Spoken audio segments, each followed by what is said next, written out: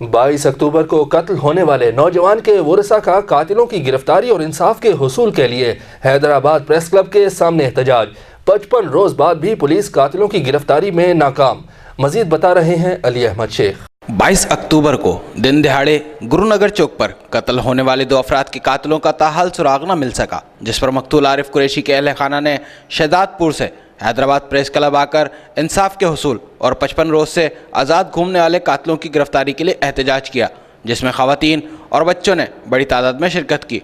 इस हवाले से मकतूल की गम से निढाल माँ और बहन ने बताया कि भाई को नामालूम अफराद ने फायरिंग करके मार दिया। बेगुनाह था मेरा भाई, शहदादपुर से मेहनत करने के लिए हैदराबाद आया था। 22 अक्टूबर को नामालूम अफराद की फायरिंग से मेरा भाई शहीद हो गया। घर में कोई कमाने वाला नहीं, बड़े भाई के पाँव में लगे, अब्बू मजदूर हैं।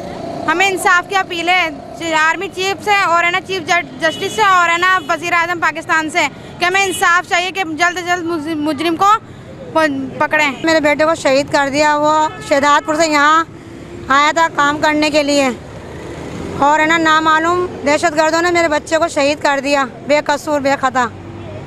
घर में कमाने वाला कोई नहीं था, मेरा बच्चे घर का पूरा करता। हम गरीब लोग हैं, हमें कुछ नहीं चाहिए। हमें वज़ीर आज़म और चीफ जस्टिस और आर्मी चीफ से हमें इंसाफ की अपील करते हैं। हमें कुछ नहीं चाहिए, हमें अपने बच्चे का बस इंसाफ चाहिए। हुकूमत को चाहिए कि वो बेगुनाह अफराद के कातिलों को गिरफ्तार करके वर्षा को इंसाफ फराहम करे, ताकि दीगर शहरियों के जानो माल को महफूज बनाया जा सके। कैमरामैन इरफान इफ़ी के साथ अली अहमद शेख, सिटी न्यूज़, हैदराबाद। हम लाते हैं टॉप न्यूज, आपके फेवरेट टॉक शोज और अनलिमिटेड एंटरटेनमेंट सिर्फ यूट्यूब पर। अगर आपने अभी तक हमारा चैनल सब्सक्राइब नहीं किया तो अभी सब्सक्राइब करें और बेल आइकॉन को क्लिक करके हमारी लेटेस्ट वीडियोस के बारे में अपडेट जानें।